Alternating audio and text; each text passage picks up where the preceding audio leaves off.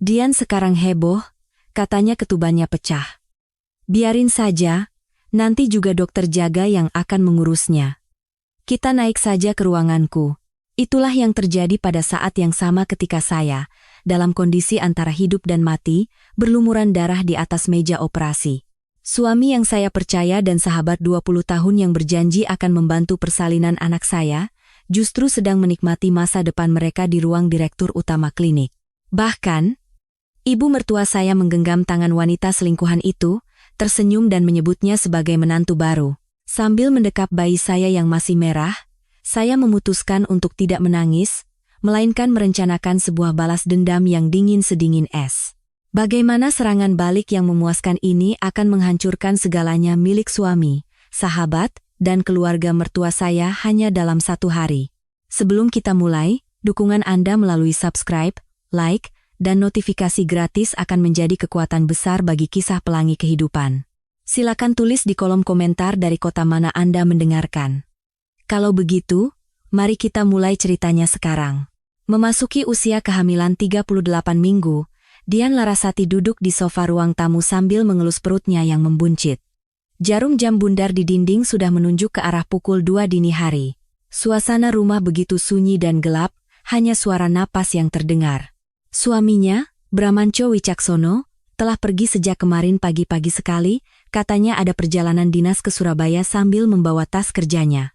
Tepat saat Dian bangkit dari duduknya hendak ke dapur untuk minum, tiba-tiba cairan hangat mengalir deras dari tubuh bagian bawahnya, membasahi lantai. Menyadari ketubannya pecah, Dian memegangi perutnya dan terduduk lemas di lantai. Rasa sakit yang luar biasa hebatnya mulai merobek pinggang dan panggulnya tanpa ampun. Dengan tangan yang basah oleh keringat, Dian meraba-raba meja dan meraih ponselnya. Dengan jari gemetar, ia menekan nomor 112 dan menjelaskan situasinya dengan napas yang tersengal-sengal. Begitu menutup telepon, Dian langsung menekan nomor cepat 1 untuk menghubungi Bram. Namun, yang terdengar hanyalah suara mesin yang dingin, memberitahukan bahwa nomor yang dituju sedang tidak aktif. Dian menggigit bibirnya dengan keras, sambil menatap tajam layar ponselnya. "Mas, aku kontraksi. Tolong angkat teleponnya," teriak Dian ke udara hampa, lalu menekan tombol panggil lagi. Tetapi hasilnya sama, hanya pemberitahuan bahwa telepon dimatikan. Tak lama kemudian, suara sirene ambulans yang meraung-raung terdengar dari kejauhan. Sambil berpegangan pada dinding, Dian dengan susah payah bangkit untuk membuka pintu depan dan menyambut para petugas medis. Setelah dibaringkan di atas brangkar dan dinaikkan ke ambulans, Dian dengan panik menarik lengan baju salah seorang petugas. Sambil terengah-engah, Dian menyebutkan tujuannya. "Tolong ke klinik bersalin Permata Hati. Sahabat lama saya direkturnya di sana." Petugas itu mengangguk dan meneriakkan nama klinik kepada pengemudi. Ambulans pun melaju kencang membelah kegelapan kota yang sepi. Sambil menatap langit-langit ambulans yang bergetar, Dian kembali mengangkat ponselnya. Kali ini, ia menekan nomor sahabatnya selama 20 tahun sekaligus dokter kandungannya, Dr. Susan Prawirodhiharjo. Dian sangat berharap Susan, yang sudah dianggapnya seperti saudara kandung sejak SMA, akan menolong persalinan anaknya. Namun, ponsel Susan juga sama sekali tidak bisa dihubungi. Keringat dingin bercucuran deras di dahi dan leher Dian.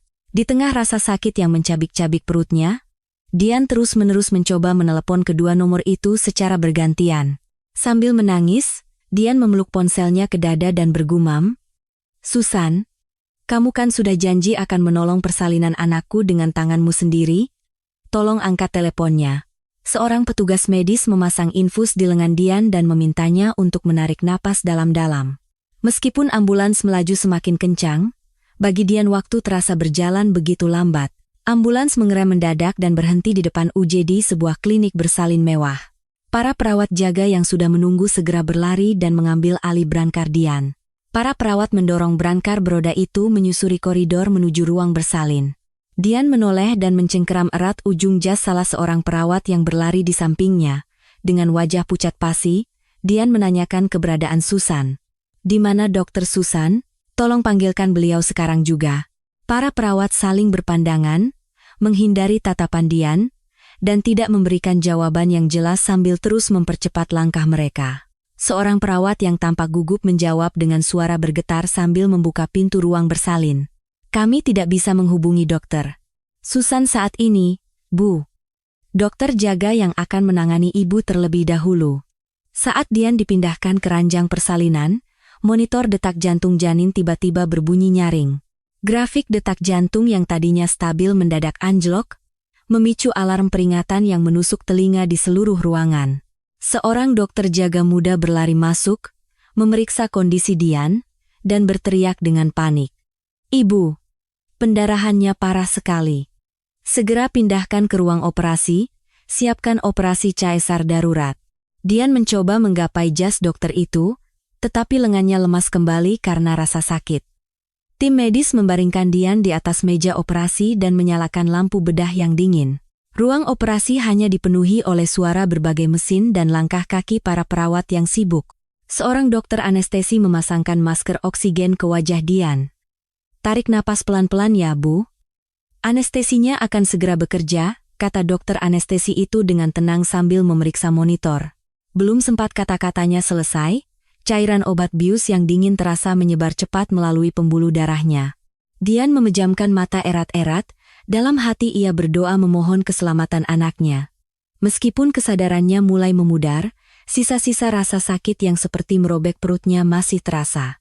Dokter bedah mengambil pisau bedah dan mulai menyayat perut Dian, memulai operasi yang sebenarnya. Pendarahan tak kunjung berhenti, kantong-kantong darah terus-menerus dimasukkan, dan ketegangan di ruang operasi mencapai puncaknya. Samar-samar terdengar suara para dokter yang menyeka keringat di dahi mereka sambil terengah-engah. Pertarungan panjang itu terus berlanjut.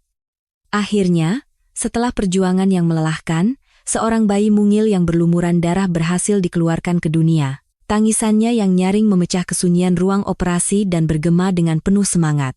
Keesokan harinya pukul 9 pagi, barulah Dian perlahan-lahan membuka kelopak matanya yang terasa berat. Yang pertama kali ia lihat adalah langit-langit putih dan dinding kamar rawat VIP yang kosong. Efek bius mulai hilang, dan rasa sakit yang menyiksa seperti dibakar api mulai terasa di bekas luka operasinya. Sambil mengerang, Dian menoleh ke arah sofa untuk pendamping. Sofa kulit yang besar itu tampak kosong, tidak ada barang bawaan maupun kehangatan manusia. Pintu kamar terbuka dan seorang perawat masuk sambil mendorong troli. Perawat itu mengganti cairan infus Dian dan memasang alat pengukur tekanan darah di lengannya. Dengan bibir kering dan pecah-pecah, Dian bertanya dengan suara serak. Bagaimana keadaan bayi saya? Dan suami saya? Belum ada yang datang? Perawat itu menaikkan selimut Dian hingga ke leher dan menjawab dengan tenang. Bayinya sehat sekali, Bu. Ada di ruang bayi baru lahir. Untuk pendamping, sepertinya belum ada yang datang. Mendengar itu, Dian menatap langit-langit dan menghela napas panjang yang panas. Kenyataan bahwa ia melewati pagi pertama setelah operasi seorang diri membuat hatinya terasa dingin dan hampa. Dian menutupi matanya dengan tangan yang tertusuk jarum infus dan diam-diam memejamkan mata. Sekitar pukul 10:30, pintu kamar terbuka perlahan. Susan masuk dengan jas dokter yang sedikit kusut dan wajah yang tampak sangat lelah. Susan berdiri di ujung tempat tidur, menghindari tatapan Dian, dan hanya membolak-balik rekam medis tanpa arti. Dian memanggil nama Susan dengan suara lemah. Dengan tatapan penuh kekecewaan, Dian bertanya, Susan? Semalam aku telepon kamu terus. Kenapa tidak diangkat sama sekali? Tanpa mengalihkan pandangan dari rekam medis, Susan menjawab dengan cepat sambil terus membalik halaman. Maaf sekali, kemarin tiba-tiba ada acara seminar Ikatan Dokter Indonesia, IDI sampai malam, jadi aku sibuk sekali. Suara Susan, yang biasanya penuh percaya diri, terdengar sedikit bergetar. Dian menoleh dan menatap wajah pucat serta rambut acak-acakan Susan.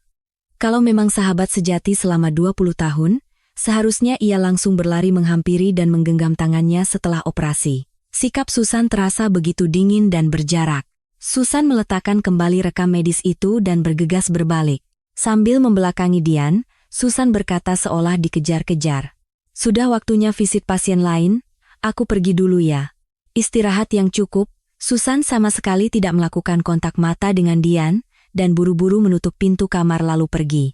Menatap pintu yang tertutup itu, Dian merasakan kejanggalan aneh yang muncul dari lubuk hatinya. Baru sekitar tengah hari pintu kamar terbuka dengan kasar dan suaminya, Bram, berlari masuk. Dengan ekspresi terkejut yang berlebihan, Bram melangkah cepat ke sisi tempat tidur Dian. Sambil memeluk bahu Dian dengan hati-hati, Bram melontarkan berbagai alasan. Maaf sayang, pas mau pulang dari Surabaya mobilnya mogok, makanya jadi telat. Kamu pasti takut sekali ya sendirian? Dian menatap wajah Bram dan mengerutkan kening saat mencium sebuah aroma. Jaket dan kemeja Bram menebarkan aroma parfum dari merek tertentu yang sangat kuat, yang Dian tahu betul tidak pernah ia gunakan. Aroma itu adalah parfum khas yang telah digunakan Susan selama lebih dari 10 tahun. Perlahan, Dian menyingkirkan tangan Bram dan berkata dengan suara dingin, "Wangi parfum di bajumu asing sekali, Mas. Apa kamu mampir ke suatu tempat dulu?" Bram tampak terkejut, ia mengibaskan jaketnya dan mundur selangkah. Dengan pandangan menerawang, Bram menjawab tergagap, "Bukan. Mungkin baunya nempel waktu di bengkel tadi." "Jangan dipikirkan." Pandangan tajam Dian tertuju pada bagian dalam kemeja Bram yang sedang mengoceh. Di bagian dalam kerah kemeja putihnya, terlihat noda foundation berwarna krem yang tipis namun sangat jelas. Dian menyipitkan mata dan menatap wajah panik Bram dengan tenang. Tepat pada saat itu, dengan alasan visit sore, Susan kembali membuka pintu kamar. Susan membungkuk mendekati tempat tidur untuk memeriksa bekas luka operasi Dian. Pada saat itu, leher Susan yang terlihat dari balik kerah blusnya yang terbuka, masuk ke dalam pandangan Dian. Di leher putih Susan, terdapat beberapa bekas kemerahan yang sangat jelas. Dian mencengkeram selimutnya erat-erat dan menahan napas. Noda kosmetik di kemeja Bram dan bekas merah di leher Susan, seolah menjadi kepingan puzzle yang menyatu. Saat itulah Dian menyadari bahwa alibi mereka berdua adalah kebohongan yang dirancang dengan rapi. Dian menekan detak jantungnya yang berdebar kencang dan menyembunyikan ekspresinya dengan sempurna.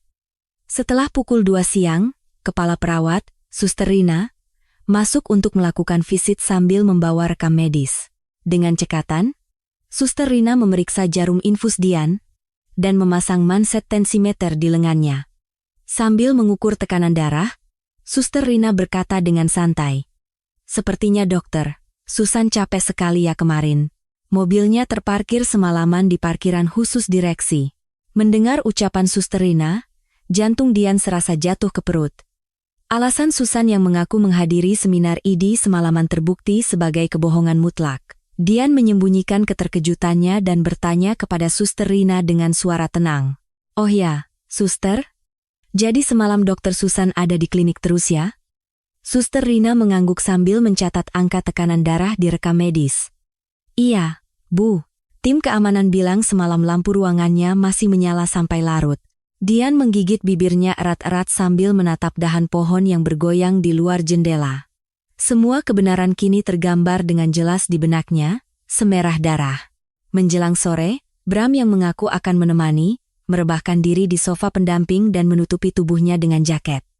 Tak lama kemudian, Bram tertidur pulas sambil mendengkur, mungkin karena kelelahan. Dian dengan sangat hati-hati bangkit dari tempat tidur, menyeret tiang infusnya, dan mendekati sofa. Dian mengulurkan tangan ke dalam saku jaket Bram yang terjatuh di atas sofa.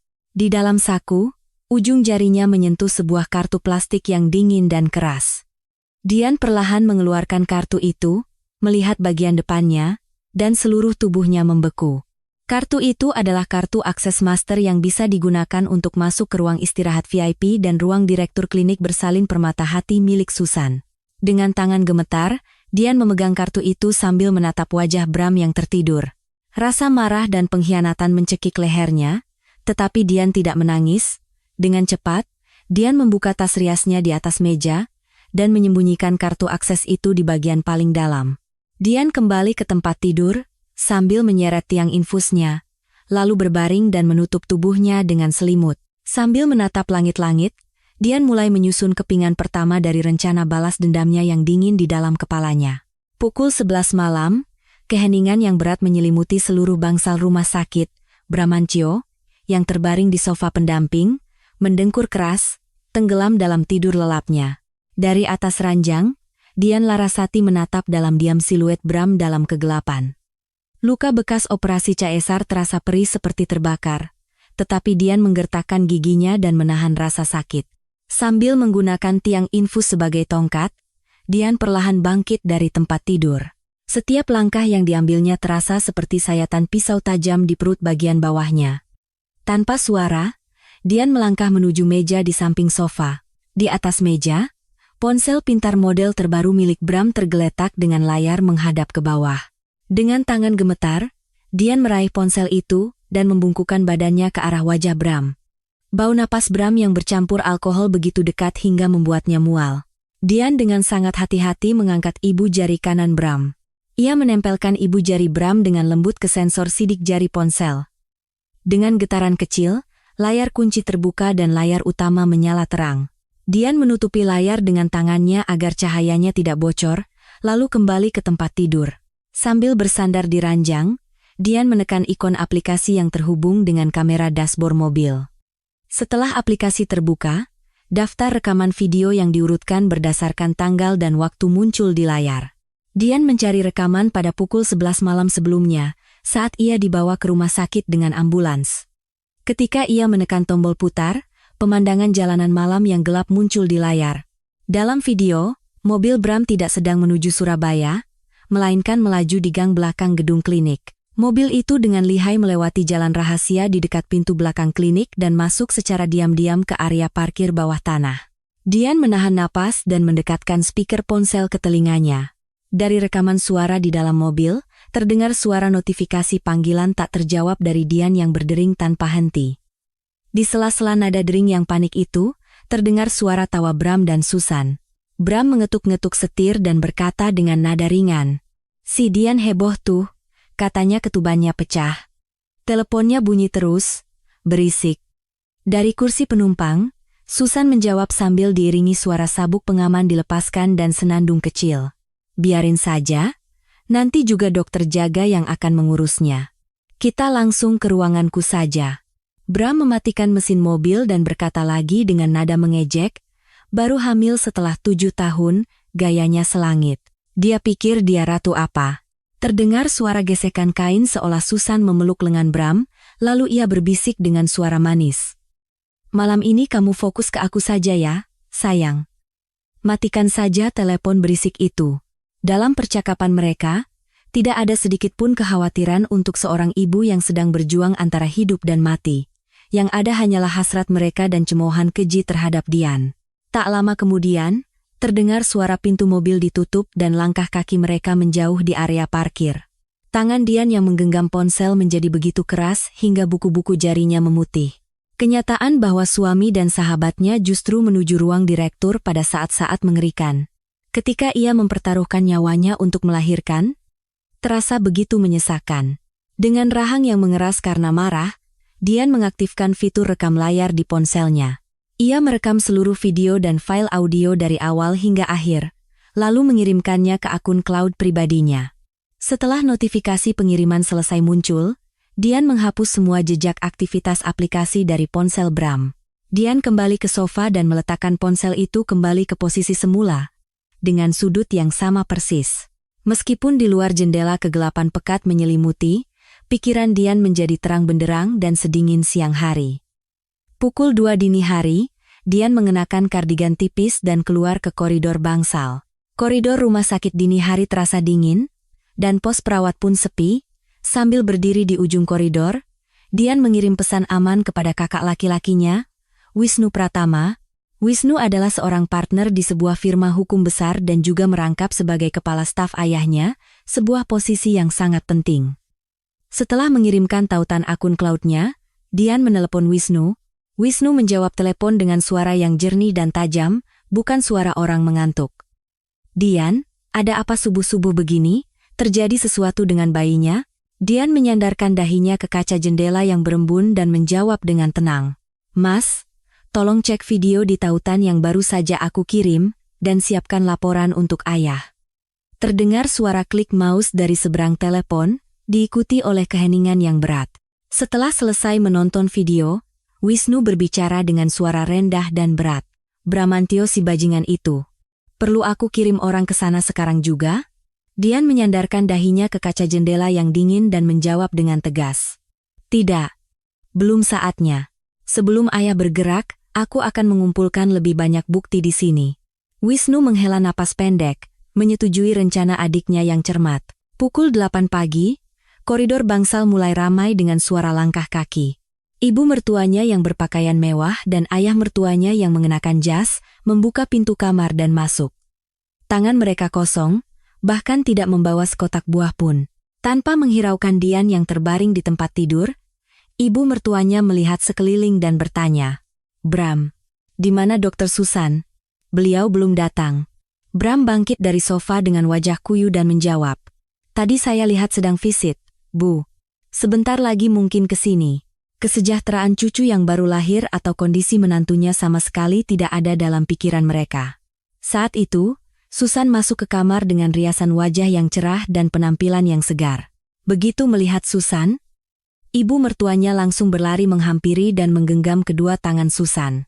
Sambil mengelus punggung Susan, ibu mertuanya berkata dengan suara gembira, "Bu dokter, bagaimana renovasi gedung baru kliniknya? Tahun depan pasti keuntungannya berlipat ganda ya." Susan tersenyum malu-malu dan memeluk lengan ibu mertuanya. Ibu mertuanya melirik sekilas ke arah Dian, lalu mengajak Susan keluar ke koridor. Sambil berpura-pura ke kamar mandi, Dian bangkit dari tempat tidur dengan mendorong tiang infusnya. Dian membiarkan pintu kamar sedikit terbuka dan mengintip situasi di koridor. Di dekat jendela koridor, terdengar jelas suara ibu mertuanya yang menyalahkan Dian karena sulit hamil selama 7 tahun. Sambil menjentikkan jari dan berdecak, ibu mertuanya berkata dengan nada ringan, "Dibandingkan menantu yang hampir membuat keluarga kami punah karena tidak bisa punya anak selama 7 tahun, Bu dokter 100 kali lebih baik." Susan menutup mulutnya sambil tertawa, lalu mengeluarkan sebuah kartu kredit perusahaan yang berkilauan dari tas tangannya yang bermerek. Sambil meletakkan kartu itu di tangan ibu mertuanya, Susan berkata dengan lembut, "Ini, Bu, kartu kredit perusahaan yang baru. Pakai saja untuk menunjang gaya hidup Mas Bram." Ibu mertuanya memegang kartu itu dengan gembira dan mengelus tangan Susan dengan puas. Sambil menatap wajah Susan, ibu mertuanya mengungkapkan isi hatinya tanpa filter. "Tidak perlu pusing memikirkan besan yang pelit itu. Kalau saja Bu dokter yang jadi menantu kami, betapa bangganya Bram nanti." Dian menyalakan kamera ponselnya dan merekam wajah serakah mereka berdua, serta adegan serah terima kartu itu dalam bentuk video. Keluarga suaminya memang selalu tidak puas dengan manajemen keuangan ayahnya yang ketat dan disiplin. Mereka membutuhkan sumber uang yang mudah dimanfaatkan untuk foya-foya dan pamer. Perlakuan mereka terhadap Susan sebagai menantu adalah perhitungan dangkal untuk melepaskan diri dari kendali ayahnya dan bertingkah sebagai keluarga kaya. Setelah jam besuk selesai, mertua, Bram, dan Susan pergi begitu saja seperti air surut. Di kamar yang sepi, Dian mengeluarkan tablet yang disembunyikannya di bawah spray. Di layar tablet, terpampang surat perjanjian sewa-menyewa tanpa biaya yang diberikan oleh ayahnya untuk gedung klinik Susan dan lahan pabrik milik mertuanya. Di depan mata Dian, kenangan 3 tahun lalu saat hujan deras mengguyur, terlintas dengan jelas. Saat itu Susan, yang masih menjadi dokter di rumah sakit lain, ditipu oleh rekan bisnisnya dan terancam bangkrut serta kehilangan tempat tinggal. Dengan penampilan seperti tikus basah, Susan menangis terseduh-seduh di pelukan Dian seolah dunia akan kiamat. Untuk menyelamatkan sahabatnya, Dian menanggalkan seluruh harga dirinya dan membuka pintu ruang kerja ayahnya. Ia berlutut di lantai marmer yang dingin, bahkan sampai membenturkan dahinya, memohon agar ayahnya menyediakan tempat untuk klinik Susan. Awalnya, ayahnya menolak dengan dingin, mengatakan tidak bisa menginvestasikan uang dalam jumlah besar untuk urusan orang lain.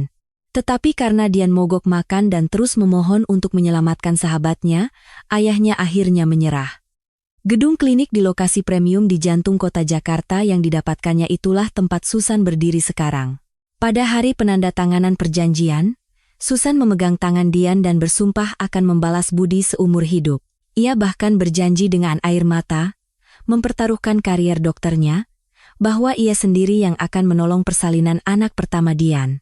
Namun, persahabatan dan pengorbanan tulus selama 20 tahun yang diberikan Dian, dibalas dengan pengkhianatan yang paling keji.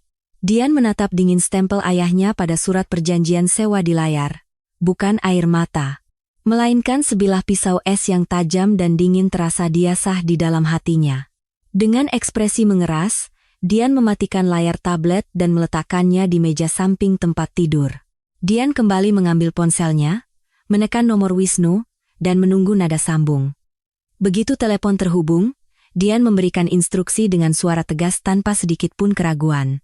"Mas, jangan tunda jadwal kunjungan ayah ke sini. Majukan jadi sore ini juga." Sore harinya, suara langkah sepatu yang berat dan teratur menggema di koridor bangsal. Para pengawal berbadan tegap dengan setelan hitam serempak berjaga di depan pintu kamar VIP. Ayah Dian membuka pintu kamar yang tertutup rapat dan melangkah perlahan masuk. Wajah ayah yang berambut perak itu tampak kaku, dan kerutan dalam terlihat di antara alisnya. Ayah berdiri di tengah ruangan, menatap dalam diam wajah pucat Dian yang terbaring, lalu beralih menatap cucunya di dalam boks bayi transparan yang baru saja dibawa dari ruang bayi. Tidak ada kata yang terucap, tetapi bahu lebar ayahnya terlihat sedikit bergetar. Saat itu, Bram sedang pergi dengan alasan membeli kopi, dan Susan juga sudah kembali ke ruang praktiknya. Dian mengulurkan tangannya yang tertusuk jarum infus, dan dengan lembut menggenggam punggung tangan ayahnya yang kasar. Dengan bibir kering, Dian berkata dengan susah payah, "Ayah, maaf sudah merepotkan ayah datang jauh-jauh." Ayah membalas genggaman tangan Dian, dan hanya mengangguk tanpa kata. Dian mengeluarkan tablet tipis yang disembunyikannya di bawah spray dan menyalakannya. Dian menekan tombol putar di layar dan meletakkan tablet itu di kedua tangan ayahnya. Di layar, video mobil Bram yang masuk ke parkir bawah tanah melalui gang belakang klinik semalam mulai diputar.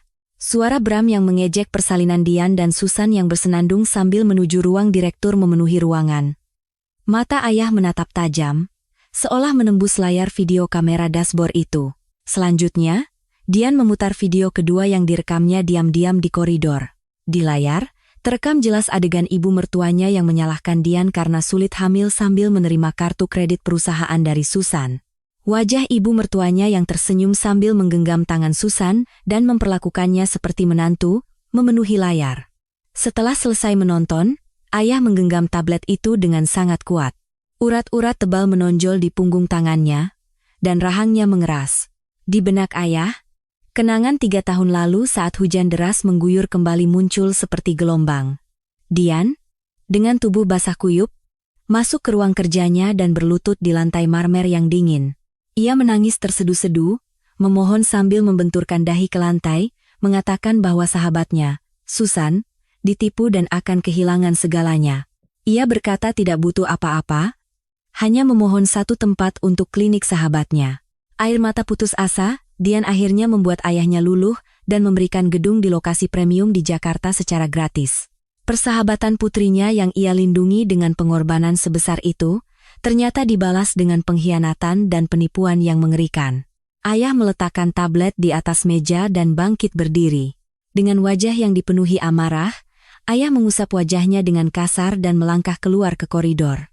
Di ujung koridor, kepala stafnya, Wisnu, yang sudah menunggu, segera menghampiri dan menundukkan kepala. Sambil mencengkeram bahu Wisnu, ayah memberikan instruksi dengan suara rendah dan berat. "Wisnu, segera ajukan sita jaminan atas nama saya untuk lahan pabrik PT Wicaksana Manufaktur dan gedung klinik Susan itu." Wisnu menatap wajah ayahnya dengan pandangan mantap dan mengangguk. Sambil mengepalkan tangan, ayah kembali memerintahkan dengan tegas, "Hentikan semua aliran dana mulai hari ini juga, dan langsung ajukan gugatan pengembalian dana investasi." Wisnu mengeluarkan buku catatan dari sakunya dan menjawab dengan cepat, "Baik, ayah. Saya akan kerahkan semua pengacara dari firma hukum dan selesaikan semua dokumennya hari ini juga." Ayah, diikuti oleh para pengawalnya, meninggalkan rumah sakit secepat angin, dan kamar kembali sunyi. Tak lama kemudian, Susan masuk sambil tersenyum cerah. Dian memegangi bekas operasinya, wajahnya menunjukkan rasa sakit dengan keringat dingin di dahi. Sambil terengah-engah, Dian menarik ujung jas Susan.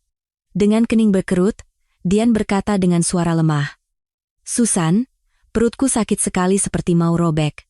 Bisa tolong berikan obat pereda nyeri yang lebih kuat?"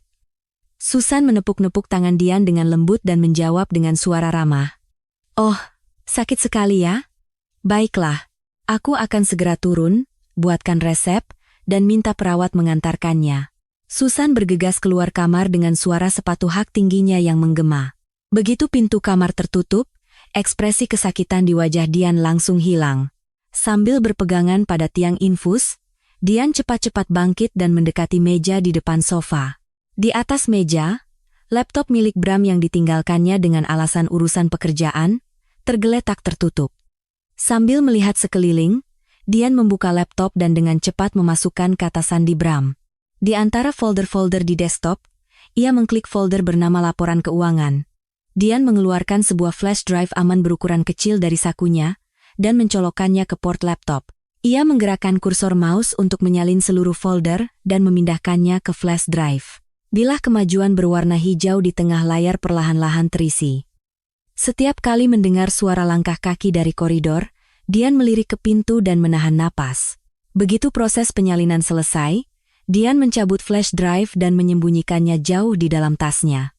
Kemudian, ia mengklik 2 kali file pindaian laporan pembayaran yang tersimpan di laptop.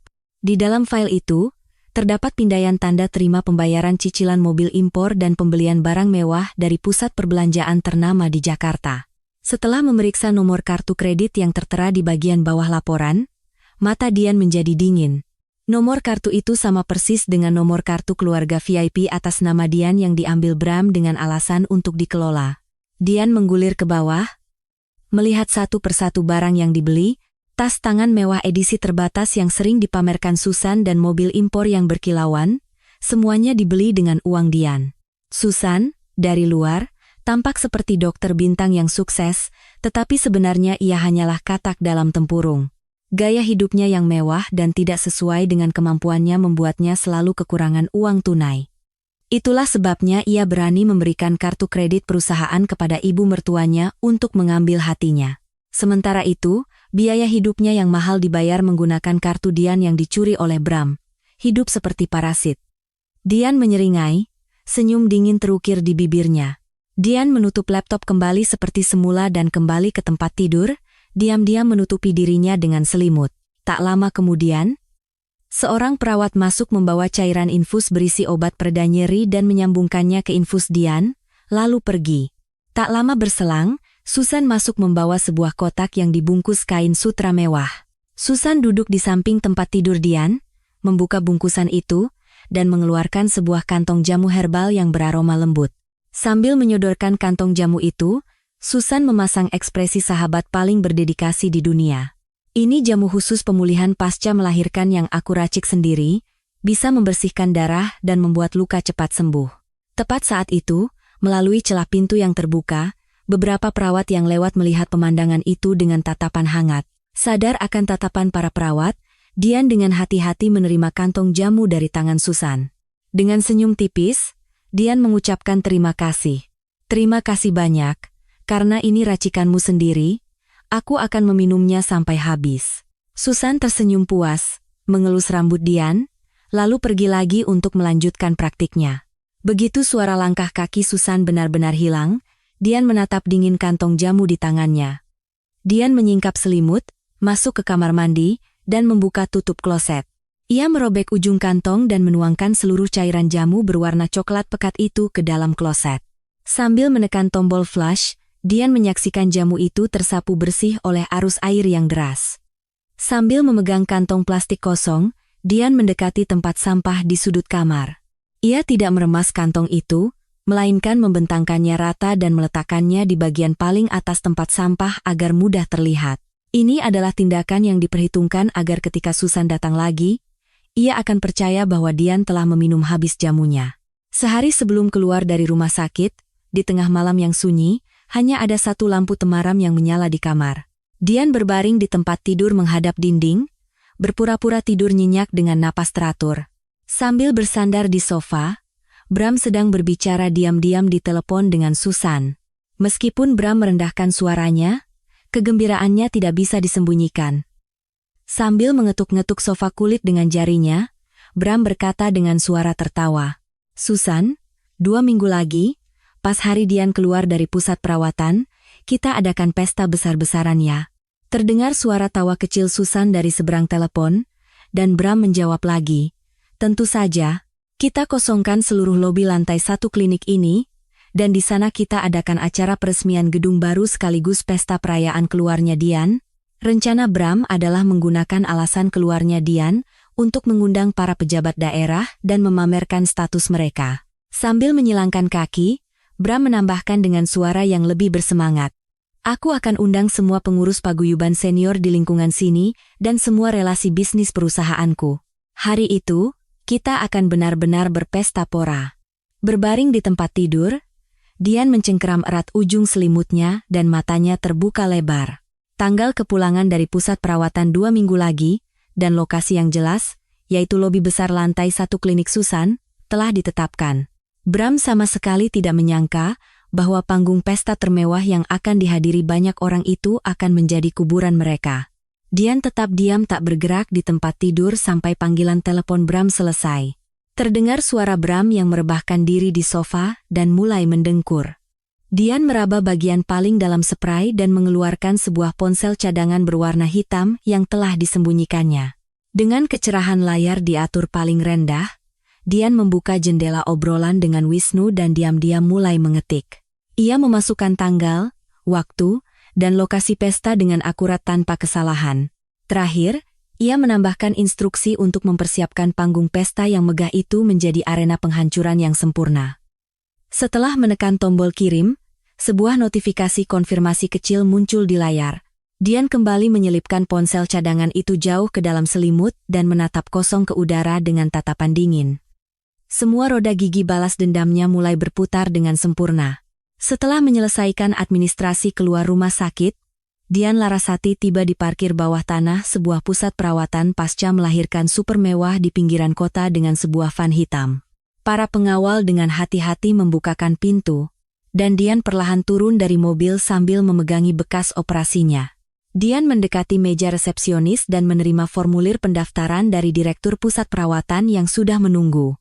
Sambil memegang pulpen, Dian menatap kolom kosong bertuliskan permintaan keamanan khusus dan sejenak menahan napas. Direktur itu memperhatikan wajah pucat Dian dan bertanya dengan lembut, "Ibu, apakah ada orang tertentu yang kunjungannya perlu kami batasi secara ketat?" Tanpa ragu, Dian menuliskan 3 nama di kolom kosong itu sambil menjawab, "Ya, suami saya, Bramantio Wicaksono, keluarganya, dan Dr. Susan Prawirodiharjo. Apapun alasannya, mereka dilarang masuk." Direktur itu terbelalak melihat daftar nama yang ditulis Dian, dan dengan hati-hati bertanya lagi, "Apakah ibu yakin ingin membatasi kunjungan suami dan dokter kandungan ibu sendiri?" Dian mengangguk dan menatap lurus ke mata direktur dengan pandangan yang tak tergoyahkan. "Meskipun mereka datang dengan alasan darurat sekalipun, tolong pastikan mereka tidak bisa menginjakan kaki di lantai tempat kamar saya berada." Melihat sikap tegas Dian, direktur itu menunduk dan membubuhkan stempel persetujuan keamanan berwarna merah pada formulir. Pada saat yang sama, di ruang kerja yang sejuk di sebuah firma hukum besar, Wisnu Pratama sedang menatap 2 monitor secara bergantian. Sambil mengetik dengan cepat, Wisnu memeriksa riwayat transaksi semua kartu keluarga yang diterbitkan atas nama Dian.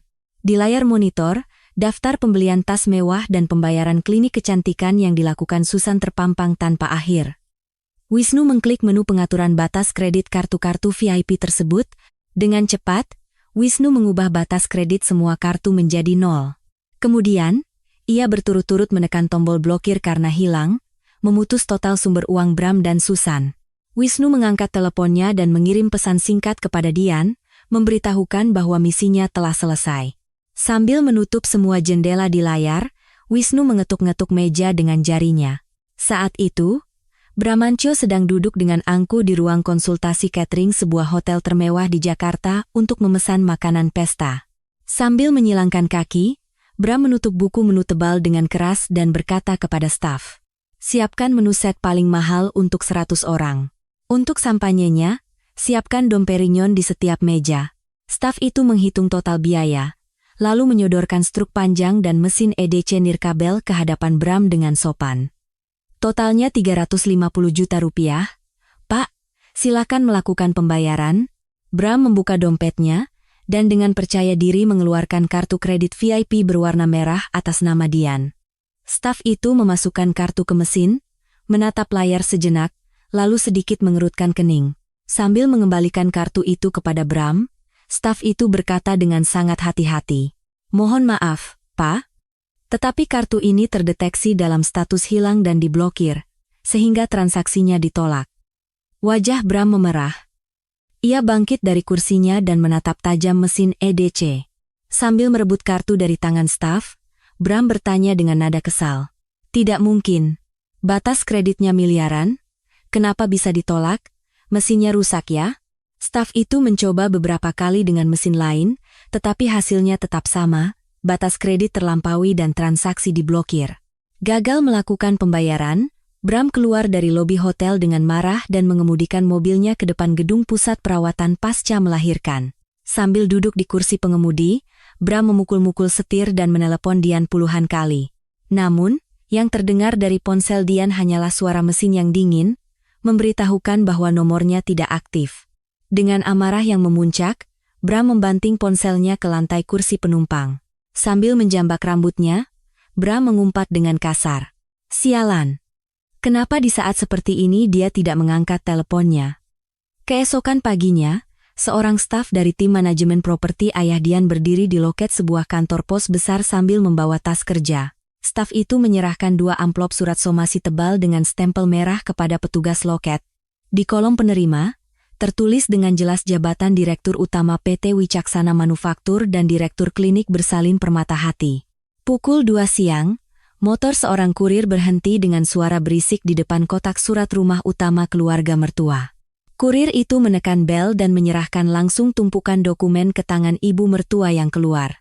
Sambil menyodorkan perangkat untuk tanda tangan digital, kurir itu berkata dengan nada resmi, "Ini surat somasi pembatalan perjanjian sewa menyewa tanpa biaya, dan tuntutan pengembalian dana investasi segera yang dikirimkan kepada PT Wicaksana Manufaktur." Ibu mertua menandatangani dengan asal-asalan dan menerima amplop kuning itu dengan sikap acuh tak acuh. Sambil melihat istilah-istilah hukum yang rumit di sampul amplop, ibu mertua mengerutkan kening. Tanpa membukanya, ibu mertua memasukkan surat itu begitu saja ke dalam laci tua di sudut ruang tamu. Sama sekali tidak menyadari bahwa surat itu akan membuat mereka terusir ke jalanan, ibu mertua bersenandung sambil bersiap-siap pergi. Dengan gaun berhias benang emas, ibu mertua menuju sebuah restoran mewah tempat para pengurus paguyuban seniornya berkumpul. Begitu masuk ke dalam ruangan privat, ibu mertua langsung mengeluarkan setumpuk undangan tebal dari tas tangannya. Sambil menyebarkan undangan berwarna keemasan itu di atas meja, ibu mertua berkata dengan suara keras kepada para tokoh masyarakat di sana, "Perhatian semua. Akhir pekan ini, anak saya dan Bu Dokter akan mengadakan pesta peresmian gedung baru yang sangat besar di lobi klinik." Ketua paguyuban yang duduk di depan memeriksa undangan itu dan bertanya dengan nada iri. "Anak ibu sepertinya akan berekspansi bisnis besar-besaran dengan menantu dokter yang terkenal itu ya? Pasti untungnya besar sekali." Ibu mertua mengangkat bahu dan menjawab dengan ekspresi sombong dan berlebihan. "Tentu saja, anak saya sangat pandai berbisnis, makanya Bu Dokter sangat bergantung pada kami. Datang ya semua, makan-makan enak." Ibu mertua sama sekali tidak tahu bahwa gedung milik besannya akan segera lepas dari tangan, dan terus menyombongkan diri kepada orang-orang. Malam itu, Dian bersandar di tempat tidur besar di kamar suite pusat perawatan, menatap tajam layar laptop. Di layar, wajah serius Wisnu muncul dalam program panggilan video. Wisnu mengklik mouse dan memutar video pengungkapan perselingkuhan yang telah diedit untuk ditampilkan di layar besar lobi pada hari pesta. Di layar, terekam jelas adegan Bram dan Susan yang mengejek persalinan Dian sambil menuju ruang direktur. Wisnu menghentikan sejenak video itu, menatap ekspresi kaku Dian di seberang layar, dan bertanya, "Dian, setelah video perselingkuhan ini, apa perlu kita langsung sambung dengan video ibu mertuamu menerima amplop uang dari Susan?" Dian mendekatkan wajahnya ke layar laptop dan menjawab dengan dingin dan tegas, "Mas, di antara kedua video itu, tampilkan juga rincian transaksi kartu kreditku yang dipakai Susan untuk belanja barang mewah, buat seperti teks berjalan yang besar." Wisnu mengangguk dan dengan cepat mencatat instruksi Dian di buku catatannya. Wisnu membuka file Excel daftar tamu undangan pesta yang ada di salah satu sisi monitornya dan menunjukkannya kepada Dian. Sambil menunjuk nama-nama yang padat di layar, Wisnu menjelaskan situasinya. Daftar 100 orang dari paguyuban senior dan tokoh masyarakat yang diundang ibu mertuamu sudah kita pegang sepenuhnya. Dian melihat sekilas daftar itu dan tersenyum dingin dan tajam. Sambil menyelipkan rambut ke belakang telinga, Dian memberikan instruksi dengan tenang. Pastikan volume speakernya diatur maksimal, agar semua orang di sudut ruangan pun bisa mendengarnya. Pada saat yang sama, Bram, yang kesulitan membayar uang muka catering pesta, merasa sangat cemas dan menggigiti kukunya. Larut malam, Bram diam-diam membuka pintu ruang kerja ayahnya di kantor pusat PT Wicaksana Manufaktur yang sudah sepi. Dengan bantuan senter ponsel, Bram mendekati brankas besi besar yang kokoh di sudut ruangan. Dengan jari gemetar, Bram dengan hati-hati menekan kombinasi angka rahasia brankas ayahnya yang sering ia intip. Dengan suara klik yang berat, pintu brankas yang berat itu perlahan terbuka. Bram mengobrak-abrik laci di dalam brankas, mengeluarkan stempel perusahaan dan setumpuk dokumen tanah pabrik, lalu memasukkannya ke dalam saku. Setelah itu, Bram mengemudikan mobilnya dengan kasar menuju kantor kumuh seorang rentenir ilegal di pinggiran kota. Di dalam kantor yang penuh asap rokok, seorang rentenir berpenampilan sangar menyodorkan selembar surat utang berwarna kuning ke hadapan Bram. Sambil melihat sekilas dokumen yang dicuri Bram, rentenir itu berkata dengan nada sinis, "Jaminan mesin pabrik, 5 miliar. Bunga dipotong di muka setiap 10 hari. Silakan cap di sini." Sambil mengusap keringat di dahi, Bram mengeluarkan stempel perusahaan yang dicurinya dari saku celana. Dengan tinta stempel merah yang tebal, Bram menekan stempel itu di kolom penjamin pada surat utang. Rentenir itu menendang sebuah koper travel besar berwarna hitam yang penuh dengan uang tunai ke arah kaki Bram. Keesokan paginya, Susan duduk di meja kerjanya yang mewah di ruang direktur, dengan kesal mengacak-acak rambutnya. Sama seperti Bram. Kartu keluarga Dian yang biasa ia gunakan juga diblokir, membuat arus kasnya benar-benar macet. Susan meremas tagihan biaya promosi dari media massa dan melemparkannya dengan kasar ke lantai. Susan mencari-cari di daftar kontak ponselnya dan menelepon seorang redaktur di sebuah media yang biasa ia bayar untuk menulis artikel. Begitu telepon diangkat, Susan meninggalkan nada bicaranya yang biasa anggun dan berbicara dengan suara manja. "Pak Redaktur, tolong ya. Artikel peresmian gedung baru klinik saya akhir pekan ini dinaikkan jadi berita utama di portal berita online." Terdengar suara redaktur dari seberang telepon yang mengeluh karena biaya promosi sebelumnya belum dibayar. Sambil menggigiti kuku dengan cemas, Susan buru-buru berbohong. "Pak, di hari pesta nanti semua pejabat daerah datang. Masa saya mau menipu untuk uang sekecil itu? Minggu depan saya bayar 2 kali lipat plus bunganya. Tolong ya dicatat sebagai utang dulu." Setelah dengan susah payah mendapatkan persetujuan dari redaktur yang terdengar kesal, Susan menghela napas kasar dan menutup telepon. Wajah cemasnya, yang takut identitasnya yang sebenarnya terbongkar di hadapan para tamu, terlihat jelas. Tibalah pagi hari ke-12 di pusat perawatan. Dian sedang menata beberapa lembar dokumen dengan rapi di atas meja kayu besar di kamarnya. Di halaman pertama, tertulis dengan huruf tebal gugatan cerai di Pengadilan Agama Jakarta Selatan. Di belakangnya, berurutan dokumen gugatan ganti rugi terhadap Susan sebagai wanita selingkuhan. Dian membalik satu persatu halaman, memeriksa dengan teliti apakah ada kesalahan ketik atau bukti foto yang terlewat. Di halaman terakhir, terdapat surat perintah sita jaminan atas gedung yang dikeluarkan atas nama ayahnya dengan stempel merah. Dian merapikan tumpukan dokumen itu hingga ujung-ujungnya rata sempurna.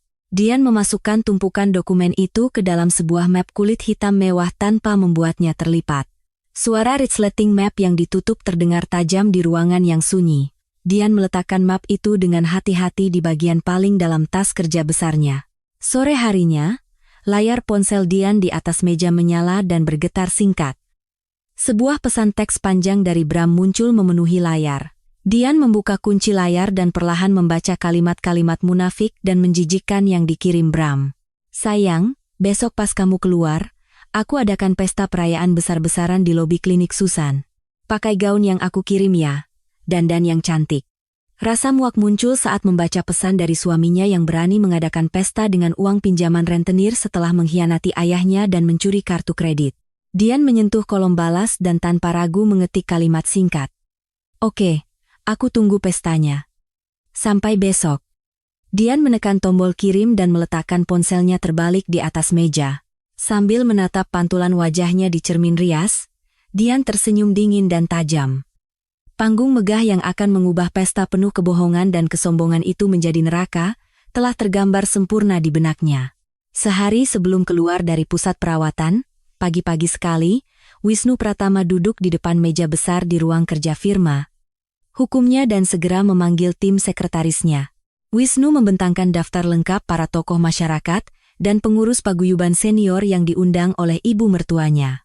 Sambil membolak-balik dokumen, Wisnu memeriksa dengan teliti bukti pengiriman paket-paket hampers mewah, berisi ginseng kualitas terbaik dan set iga sapi premium.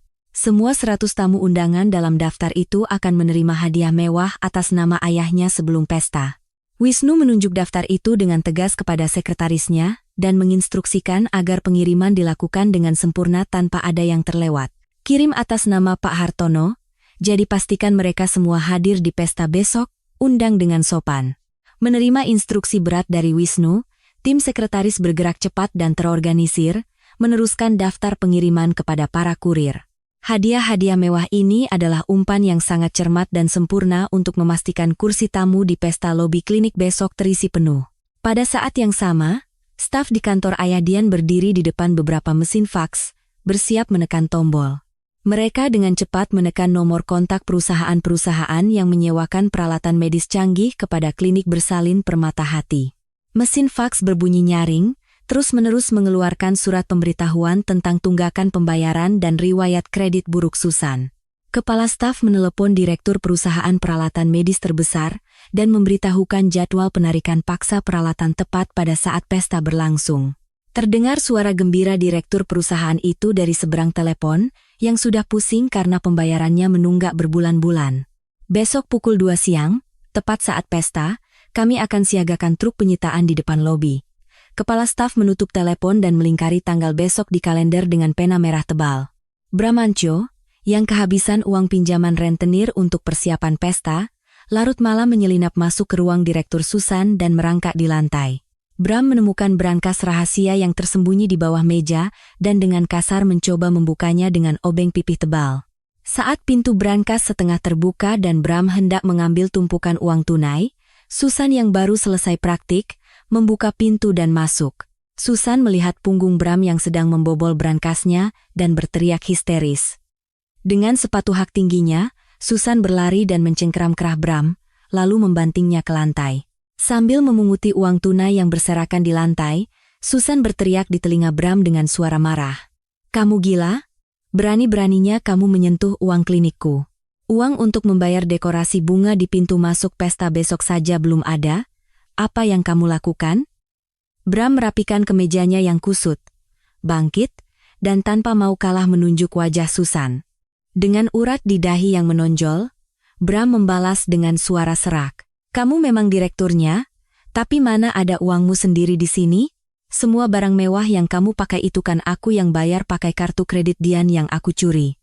Bram menendang tas tangan mewah Susan dan menambahkan dengan nada sinis, "Kalau bukan karena aku, kamu sudah jadi gelandangan dengan riwayat kredit buruk." Mereka berdua berguling-guling di lantai ruang direktur, saling melempar tumpukan rekam medis tebal ke wajah masing-masing dalam perkelahian fisik. Di balik penampilan mewah mereka, kekosongan rekening dan keserakahan saling berbenturan, membuat kedua parasit itu saling mencakar dengan ganas. Sementara Susan dan Bram berkelahi, di luar, jerat yang akan mencekik leher mereka semakin erat. Sore harinya, ibu mertua duduk dengan nyaman di ruang VIP sebuah salon paling mahal di Jakarta Selatan. Ibu mertua menyingkirkan majalah mode di atas meja dan mengeluarkan brosur pesta dari tasnya. Ia membagikan brosur itu satu persatu kepada para istri pejabat yang duduk di sebelahnya sambil menata rambut.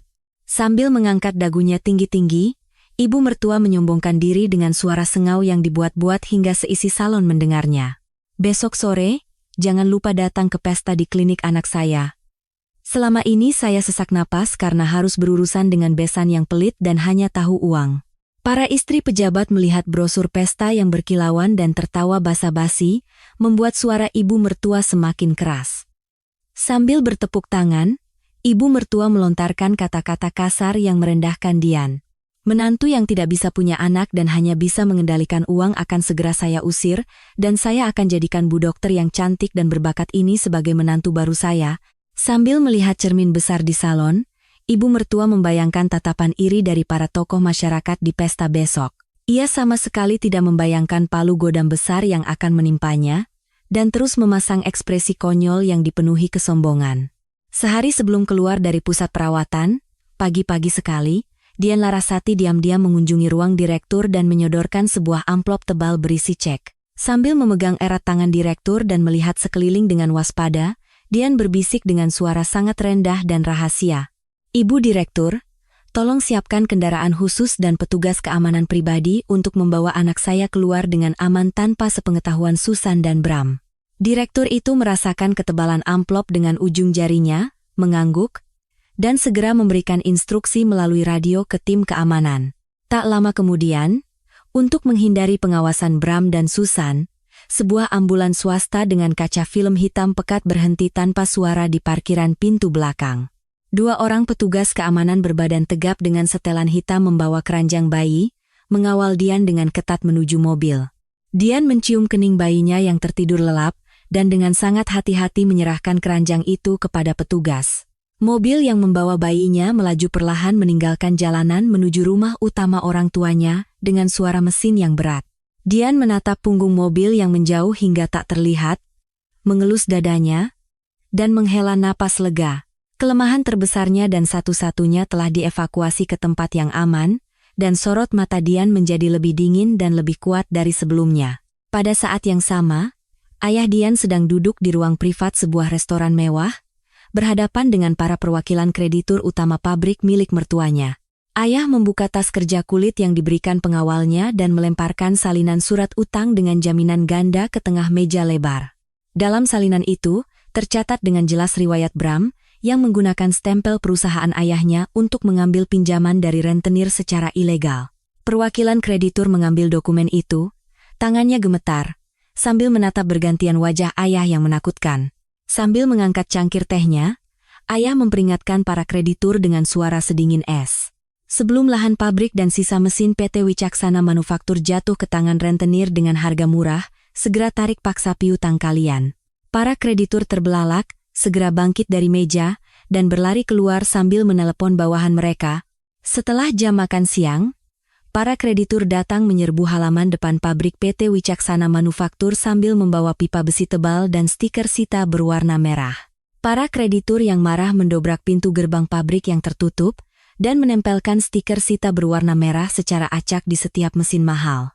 Mesin yang sedang beroperasi serentak berhenti, dan para karyawan pabrik yang terkejut berlarian panik ke kantor, menciptakan kekacauan. Menyadari gawatnya situasi, manajer pabrik dengan panik menelepon nomor pribadi ayah mertua dan memberitahukan tentang rentenir dan jaminan ganda. Ayah mertua gemetar sambil memegangi jantungnya, dan dengan panik menelepon Bram berkali-kali, sambil memukul kaca jendela kantor. Ayah mertua berteriak ke telepon. "Anak sialan, beraninya kamu membobol brankas ayah dan menyerahkan perusahaanku kepada rentenir?" Namun, Bram, yang sibuk memeriksa kualitas suara speaker besar di lokasi pesta, dengan acuh tak acuh menekan tombol tolak pada ponselnya yang berdering di saku. Dengan wajah memerah, ayah mertua terduduk lemas di lantai kantor, melonggarkan dasinya, dan terengah-engah. Menjelang sore, Dian duduk tegak di depan cermin rias di kamar suite pusat perawatan. Dian mengeluarkan lipstik berwarna merah paling gelap dari tas riasnya dan mengoleskannya dengan rapi dan presisi di bibir pucatnya. Dian bangkit dan perlahan mengenakan setelan hitam pekat dari ujung kepala hingga ujung kaki yang telah disiapkannya di lemari. Pantulan Dian di cermin tampak seperti seseorang yang akan pergi ke pemakaman, memancarkan aura berat dan dingin.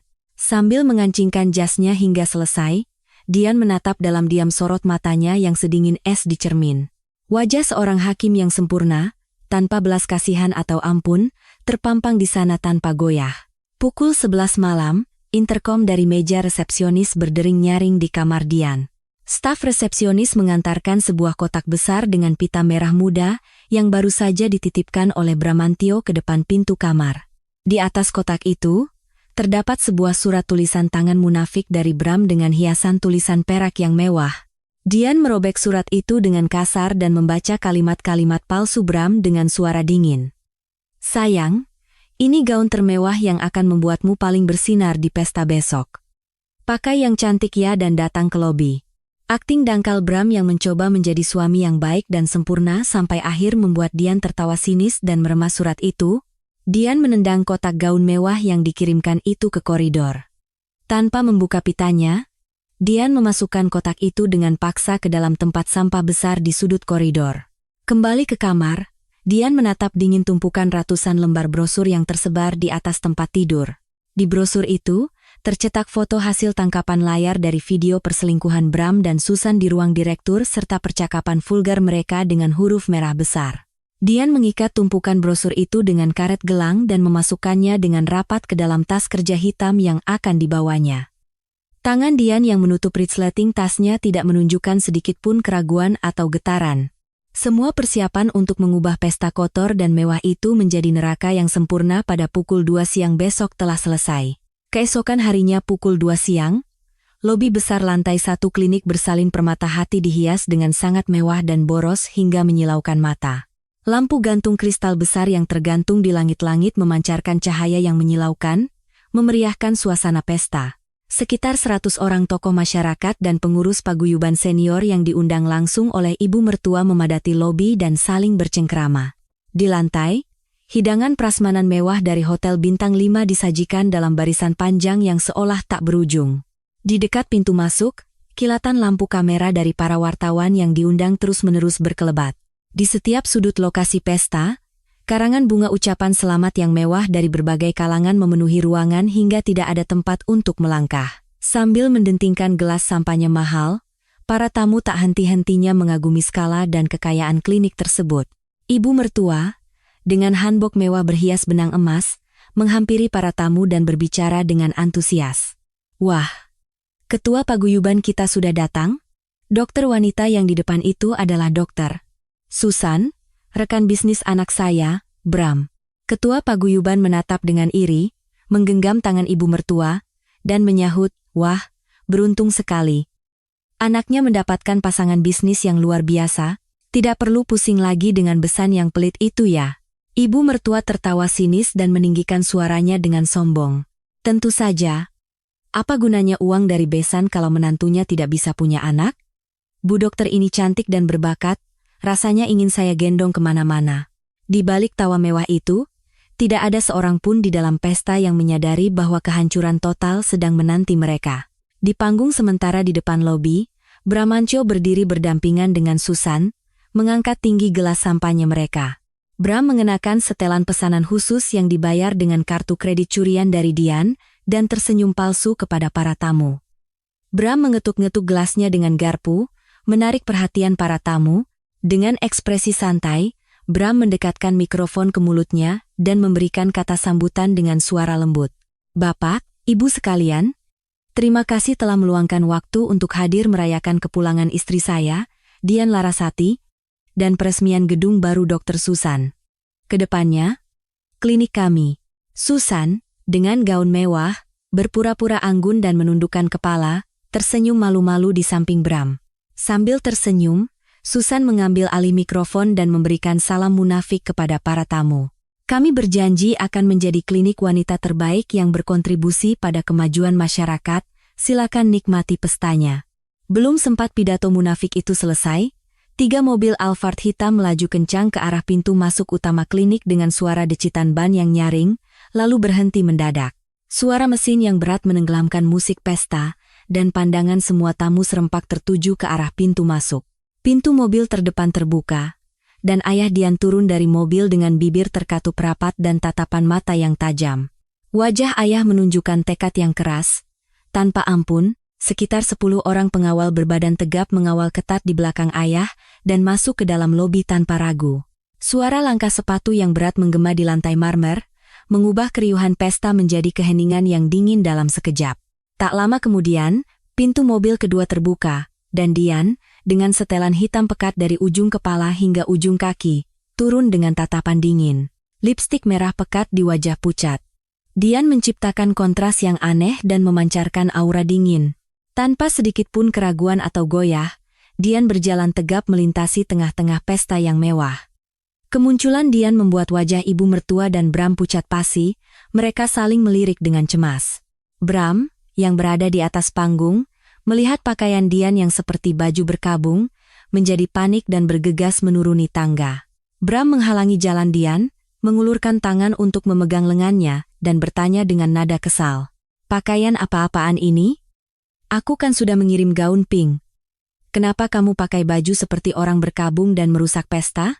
Dian menepis tangan Bram dengan kasar seolah melihat serangga, dan menatap pupil mata Bram dengan tatapan penuh penghinaan. Dengan suara dingin dan datar, Dian menjawab dengan jelas ke arah wajah Bram.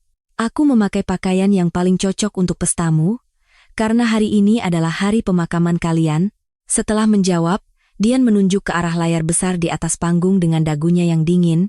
Mengikuti pandangan Dian, kakaknya, Wisnu, dengan cepat naik ke atas panggung dan mencabut kabel layar besar di lobi.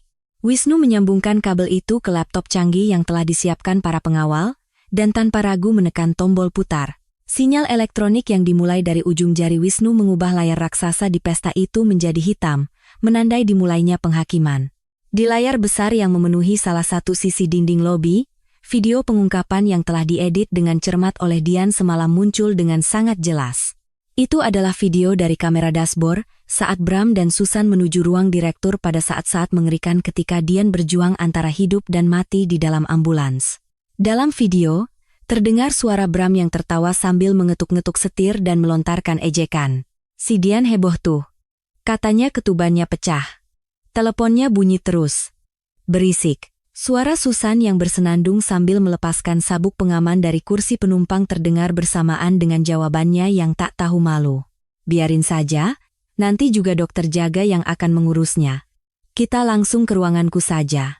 Suara keji mereka berdua menggema dengan volume maksimal di seluruh lobi, menusuk telinga para tamu. Video beralih, dan laporan transaksi kartu kredit yang menunjukkan Susan menghabiskan puluhan juta untuk barang mewah dengan kartu Dian, memenuhi layar dengan teks berjalan berwarna merah.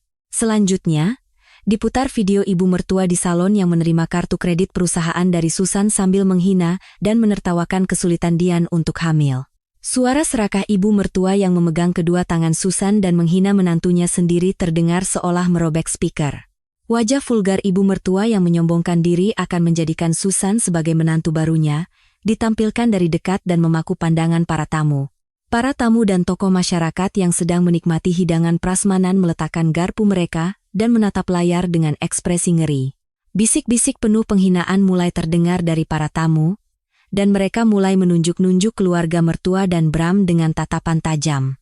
Ketua paguyuban yang berada di barisan depan berdecak keras dan berteriak kepada ibu mertua dengan nada tak tertahankan. "Astaga, menantunya sedang berjuang melahirkan, anaknya malah selingkuh, dan ibu mertuanya mendukung sambil menerima uang. Benar-benar manusia tidak punya moral." Hujan kritik dari para tamu membuat ibu mertua gemetar hebat, dan gelas sampanye kristal di tangannya jatuh ke lantai. Dengan suara perang yang tajam, ibu mertua menutupi wajahnya dengan kedua tangan karena malu dan terduduk lemas di lantai marmer. Sambil menundukkan kepala, ibu mertua merangkak di lantai sambil merintih. "Ya Tuhan, memalukan sekali. Siapapun tolong matikan layarnya." Di hadapan para tokoh masyarakat yang sangat ingin ia pameri, wajah aslinya yang paling buruk telah ditelanjangi dan ia menjadi tontonan yang sempurna. Ayah Dian, yang menyaksikan kekacauan di lobi, menerima mikrofon dari seorang pengawal dan melangkah dengan berat dan mengancam ke tengah panggung. Sambil menahan amarah yang membuat matanya memerah, ayah mendekatkan mikrofon ke mulutnya dan menghadap para tamu. Dengan suara sedingin es dan berat, ayah berteriak hingga seisi lobi mendengarnya. "Harga yang harus kalian bayar untuk air mata darah putriku akan kalian terima di sini, hari ini. Perjanjian sewa menyewa tanpa biaya untuk gedung klinik ini dan pabrik PT Wicaksana Manufaktur, yang dulu kuberikan karena putriku berlutut dan memohon. Dengan ini saya nyatakan batal secara permanen." Suara tegas ayah seketika menghentikan keriuhan di pesta dan menciptakan ketegangan yang mencekam. Dengan ekspresi kaku, ayah mengangkat tangannya ke udara, dan para jurusita dari pengadilan yang sudah siaga, dengan kasar mendorong masuk melalui pintu utama lobi. Suara peluit tajam dari para jurusita yang menandakan penyitaan paksa memenuhi lobi klinik. Para juru sita dengan rompi hitam, sambil membawa tumpukan dokumen tebal, menyebar dengan cepat ke seluruh penjuru pesta, menuju lemari pajangan mahal dan perabotan kayu. Dengan gerakan tanpa ampun, mereka mulai menempelkan stiker sita berwarna merah di semua perabotan dan karya seni mahal di klinik. Pada saat yang sama, para staf dari perusahaan peralatan medis besar yang masuk di belakang mereka, dengan wajah geram, menerobos kerumunan tamu dan menyerbu ke arah panggung. Seorang staf mendekati Susan dengan sikap mengancam seolah akan mencengkeram kerahnya dan berteriak marah. Sudah 3 bulan menunggak pembayaran sewa, dan berani-beraninya Anda mengadakan pesta mewah seperti ini dengan kartu orang lain. Segera angkut semua mesin itu ke truk. Bu dokter, Anda akan kami tuntut. Para staf mengabaikan permohonan Susan dan mulai menarik keluar mesin-mesin USG canggih seharga miliaran rupiah dengan kasar keluar lobi. Patung es mewah yang dipajang di pintu masuk pesta hancur berkeping-keping karena tertendang oleh para staf dan berserakan di lantai. Ayah mertua, yang terlambat menyadari gawatnya situasi, dengan wajah pucat pasi menerobos kerumunan dan dengan kasar mencengkeram kerah Bram. Sambil terengah-engah, ayah mertua menampar pipi Bram berkali-kali dan berteriak seolah memuntahkan darah. Anak sialan, beraninya kamu mencuri stempel perusahaan dari brankasku untuk mengambil pinjaman dari rentenir. Gara-gara kamu, perusahaan yang kubangun seumur hidup ini akan hancur. Bram, dengan leher dicekik oleh cengkeraman kuat ayahnya, berlutut di lantai dan menangis histeris. Sambil mengatupkan kedua tangan, Bram memegangi celana ayahnya dan berteriak, "Ayah, aku sudah gila waktu itu. Tolong selamatkan aku sekali ini saja, aku akan coba selesaikan semuanya." Susan juga, sambil memeluk tas tangan mewahnya yang telah ditempeli stiker sita merah, bersujud di bawah sepatu ayah Dian. Sambil menangis tersedu-sedu, Susan menoleh ke arah Dian dan memohon dengan putus asa. "Pak Hartono, saya benar-benar bersalah. Dian, tolong maafkan aku sekali ini saja. Tolong selamatkan klinikku." Dian mengeluarkan tumpukan dokumen tebal dari tas kerja hitamnya dan melemparkannya ke wajah mereka yang sedang merangkak di lantai. Sambil menatap dingin ke bawah, Dian berkata dengan suara tegas yang seolah mengiris tulang, "Susan, kulit mewah dan gelar direktur yang sangat kamu inginkan, hari ini berakhir. Dan kamu, Bramantio, lepaskan semua kemewahan yang kamu nikmati dari uangku dan jatuhlah ke dasar. Itulah harga yang harus kalian bayar untuk dosa-dosa kalian." Di antara gugatan cerai dan tuntutan ganti rugi yang berterbangan di udara, ratusan lembar brosur perselingkuhan dengan tulisan merah yang jelas, berhamburan seperti badai salju. Brosur-brosur merah itu menutupi lantai pesta, sementara kilatan kamera dari para wartawan menyala tanpa henti, merekam kejatuhan total mereka. Bram dan Susan tidak bisa mengangkat wajah mereka di antara tumpukan dokumen yang menghujani, mereka berguling-guling di lantai sambil berteriak kesakitan. Dian menatap dingin lobi yang telah berubah menjadi tempat sampah, tanpa memberikan sedikit pun belas kasihan. Sambil memeluk lengan ayahnya yang kokoh, Dian menegakkan punggungnya yang sempat membungkuk dan perlahan berbalik. Dengan punggung menghadap tatapan para tamu yang berbisik dan pesta yang telah menjadi arena kekacauan, suara langkah sepatu Dian menjauh menuju pintu utama. Dian tidak pernah menoleh ke belakang, dan dengan gagah melangkah keluar dari klinik menuju cahaya matahari yang cerah dan menyilaukan. Tepat 1 bulan setelah kejadian itu, suasana di dalam ruang sidang Pengadilan Agama Jakarta Selatan begitu hening. Hakim memperbaiki posisi kacamata berbingkai tebalnya dan perlahan membacakan surat putusan di tangannya. Dengan suara tegas yang menggema di ruang sidang yang kosong, hakim membacakan putusannya. Karena kesalahan ekonomi dan bukti perselingkuhan dari pihak tergugat terbukti dengan jelas, maka hak asuh tunggal atas anak diberikan kepada penggugat. Hakim mengangkat tinggi palu di tangannya, bersiap mengetuk. Selain itu, diperintahkan penyitaan seluruh sisa aset atas nama tergugat dan pembayaran uang ganti rugi sebesar 1 miliar rupiah. Palu diketuk 3 kali dengan suara tumpul, mengesahkan putusan. Bramantio, yang duduk di kursi tergugat, memegangi kepalanya dengan kedua tangan dan berteriak putus asa. "Yang mulia, tolong berikan keringanan sekali ini saja." Dian Larasati, dari kursi penggugat, menatap kejatuhan Bram yang menyedihkan dengan tatapan dingin. Wisnu Pratama merapikan tas kerjanya dan menepuk-nepuk pundak Dian dengan ringan. Pada saat yang sama, di terminal keberangkatan Bandara Soekarno-Hatta, meskipun sudah larut malam, suasana masih ramai. Susan, dengan wajah tertutup rapat oleh kacamata hitam besar dan topi hitam, berjalan tergesa-gesa sambil menarik koper. Setelah kliniknya ditutup karena disita dan peralatan medis ditarik, Susan terjerat utang dan mencoba melarikan diri ke luar negeri. Tepat saat Susan hendak mengeluarkan paspor di counter check-in, 2 orang polisi berpakaian preman menghadangnya. Seorang polisi merebut pegangan koper Susan dan bertanya dengan suara tajam, "Anda Dr. Susan Prawirodihardjo?" Sambil mengeluarkan borgol, polisi itu menambahkan dengan tegas, "Anda kami tangkap atas tuduhan penipuan sewa peralatan medis dan gugatan ganti rugi kolektif dari para pasien." Susan menjatuhkan kacamata hitamnya ke lantai dan meronta-ronta sambil memegangi lengan polisi. "Lepaskan saya. Saya tidak tahu apa-apa." Polisi memutar kedua tangan Susan ke belakang dan memborgolnya dengan kencang. Susan terduduk di lantai bandara, menangis pilu meratapi hilangnya masa kejayaannya sebagai direktur. Di sebuah lokasi proyek konstruksi di pinggiran kota yang panas terik, debu beterbangan di udara. Karena penipuan stempel dan utang rentenir Bram, PT Wicaksana Manufaktur akhirnya bangkrut total dan pabriknya disita. Ayah mertua, yang seumur hidupnya dipanggil Pak Direktur dan hidup mewah, kini mengenakan pakaian kerja dan memanggul sak semen di pundaknya.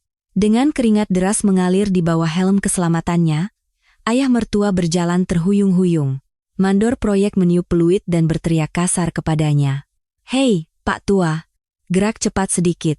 Ayah mertua membungkukkan badan dan menjawab dengan suara rendah. "Iya, Pak. Saya segera ke sana." Sambil meletakkan sak semen yang berat, ayah mertua terengah-engah dan menatap langit. Ia memukul dadanya dan menelan air mata penyesalan atas kenyataan bahwa perusahaan yang ia bangun seumur hidup hancur karena keserakahan bodoh anaknya. Di sebuah kamar kontrakan sempit dan kumuh yang bahkan tidak tersentuh sinar matahari, bau jamur menyengat. Ibu mertua meringkuk di sudut kamar sambil menutupi dirinya dengan selimut, matanya terpaku pada layar ponsel. Video saat ia berlutut dan dipermalukan di pesta telah menyebar di grup percakapan paguyuban seniornya. Pesan-pesan yang mengejek dan menertawakannya terus bermunculan di layar. Ibu mertua memukul-mukul dadanya dan terisak-isak seolah kehabisan napas. "Sakit sekali rasanya. Aku sudah berjuang sekuat tenaga untuk dipanggil ibu pejabat, dan sekarang semuanya hancur." Ibu mertua, yang menganggap gengsi lebih penting dari nyawanya, benar-benar mengurung diri. Tidak tahan dengan sakit hatinya, ibu mertua membanting ponselnya ke lantai dan menangis histeris. Larut malam, di gang belakang sebuah area pertokoan, tumpukan kantong sampah menggunung. Bram, yang semua barang mewah dan mobil impornya disita, berkeliaran di gang itu dengan jaket usang. Penampilannya tidak berbeda dengan gelandangan, sambil menarik gerobak barang bekas. Saat Bram hendak memungut sebuah kardus bekas dan meletakkannya di gerobak, ia seolah mendengar suara rentenir di belakangnya. Bram terkejut, melempar kardus itu, dan bersembunyi di sudut gang. "Dian, aku salah. Tolong selamatkan aku sekali ini saja." Bram bersandar di dinding, menatap kedua tangannya yang kotor, dan bergumam seperti orang gila. Melihat mobil-mobil mewah yang melintas di jalanan yang terang benderang, Bram sangat menyesali kehidupan damai yang telah ia buang dengan tangannya sendiri. Di sebuah rumah pedesaan yang damai di pinggiran kota, jauh dari kebisingan, sinar matahari pagi yang cerah masuk.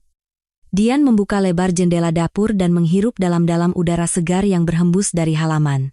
Dian telah memblokir semua kontak lama dan mengganti ponselnya, memutus total semua kebisingan dunia. Di atas kompor dapur, sebuah panci stainless steel besar mendidih dengan suara jernih. Dian mengambil penjepit dan dengan hati-hati memasukkan botol-botol susu transparan milik bayinya ke dalam air mendidih. Suara gelembung air yang mensterilkan botol-botol itu mengisi rumah yang sunyi dengan kehangatan. Sambil mengangkat botol-botol yang telah disterilkan dan menatanya di rak pengering, senyum lembut terukir di bibir Dian. Pagi itu terasa tenang dan sempurna, hanya untuk dirinya dan bayinya, tanpa ada kecemasan atau rasa pengkhianatan.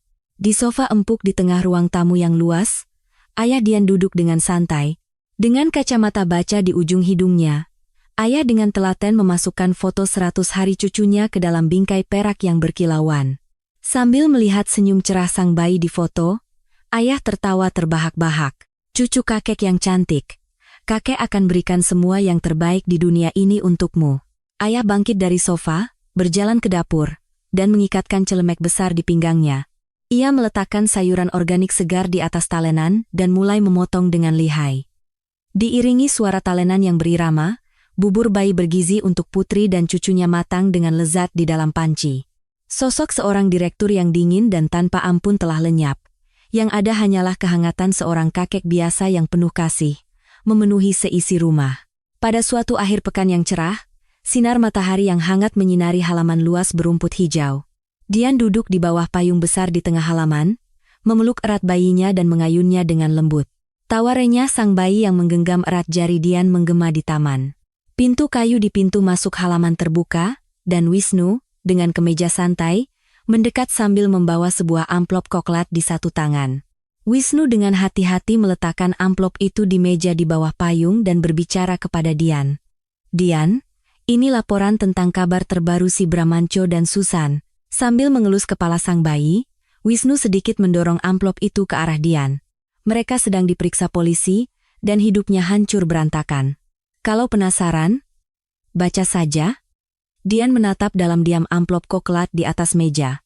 Namun, di matanya tidak ada lagi kemarahan atau penyesalan atas luka masa lalu. Dian mengambil amplop itu tanpa membuka dan memeriksa isinya. Dian bangkit dan perlahan berjalan ke arah perapian barbeque di salah satu sisi halaman.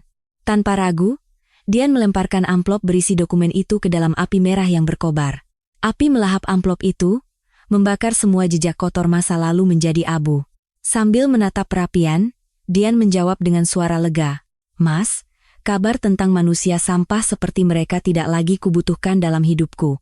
Dian berbalik dari perapian, menatap bayi di pelukannya, dan menambahkan, "Aku sekarang hanya akan fokus pada masa depan anakku." Dian dengan lembut mencium kening jernih bayinya yang tersenyum kepadanya. Di bawah langit biru yang cerah tanpa awan, kicauan burung terdengar damai. Api di perapian yang telah membakar habis semua penipuan dan pengkhianatan, kini hanya menyisakan kehangatan dan perlahan-lahan padam.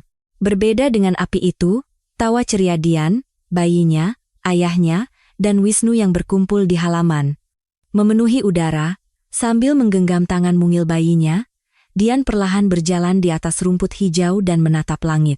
Setelah melewati terowongan yang panjang dan gelap, kehidupan indah yang telah ia dapatkan kembali sepenuhnya, kini terbentang baru di bawah sinar matahari yang cemerlang. Dalam hidup, terkadang kita terluka parah oleh orang yang kita percaya. Namun, setelah melewati kegelapan yang pekat, fajar yang cerah pasti akan datang. Semoga serangan balik yang memuaskan dari Dian bisa melegakan hati para penonton sekalian. Kami tulus mendoakan agar masa depan para pelanggan setia kami selalu dipenuhi dengan hal-hal yang hangat dan cemerlang. Jika ada yang mendengarkan cerita ini sampai akhir, mohon tinggalkan komentar sudah mendengarkan dengan baik. Sampai di sini, kisah pelangi kehidupan.